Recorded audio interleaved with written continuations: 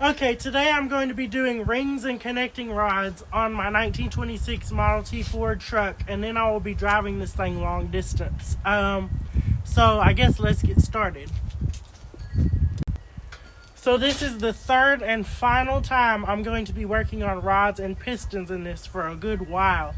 I told y'all in the last video I made where I fixed the loose connecting rod and the cap that I was going to, after Christmas, do the other 3 connecting rods, and today is that day. So let's do it. First we'll drain the oil and the coolant. I'm gonna sneeze. No, I'm not. Just kidding. I lied.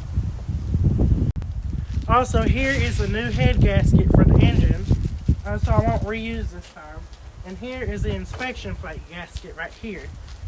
These can be had on Snyder's Antique Auto online. I think the head gasket was like $60, something like that, and then I think the inspection plate gasket was 75 cents. So anyway, they're not expensive. Parts are very affordable on these, and they're very easy to get, because Henry Ford made 15 million of these before 1928. And it's time to drain that oil. Yes. So the oil is drained. There it's cut.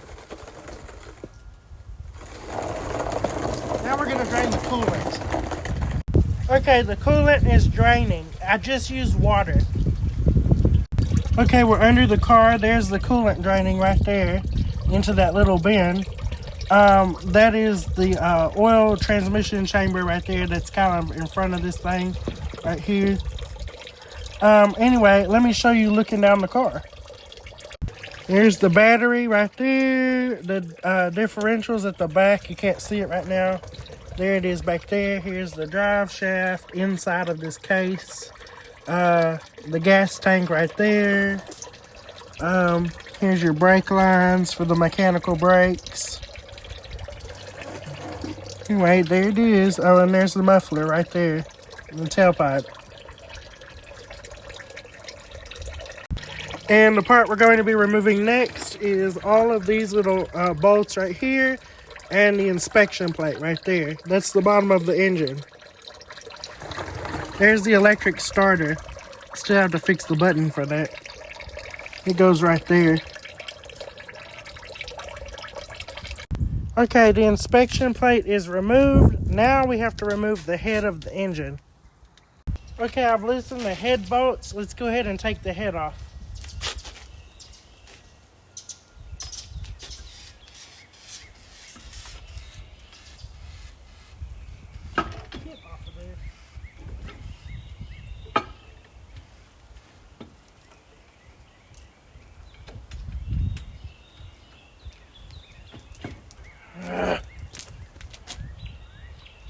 Okay, I got the head off. Here's the old head gasket.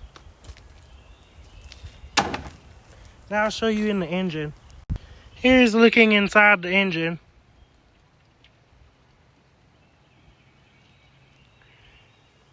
Okay, let's go ahead and take all of the pistons out.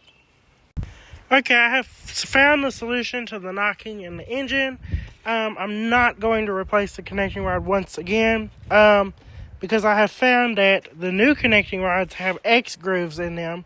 The originals do not, so I did order another connecting rod, and I'm just going to replace one versus all of them. But for now, I put the old connecting rod that was knocking back on and swapped number 3 piston and number 2 piston and number 4 piston.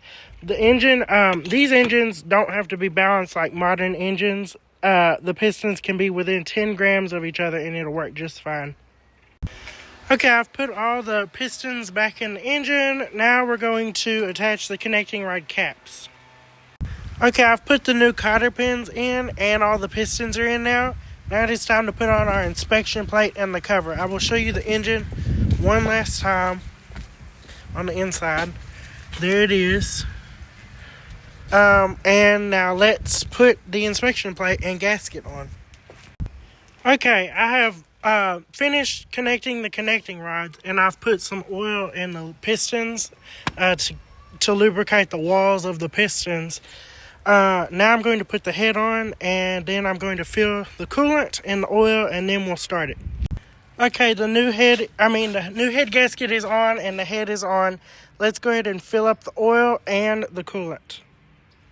To check the oil level, you have to open this petcock valve down here on the transmission. And when it drips oil out of this valve right at the top, it is full. Okay, it is the evening time and I have been driving my car around all day and I almost forgot to show y'all it running. So let me start it for y'all.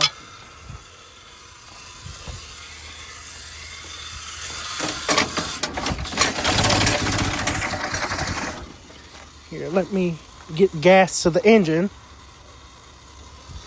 And then it'll stay running.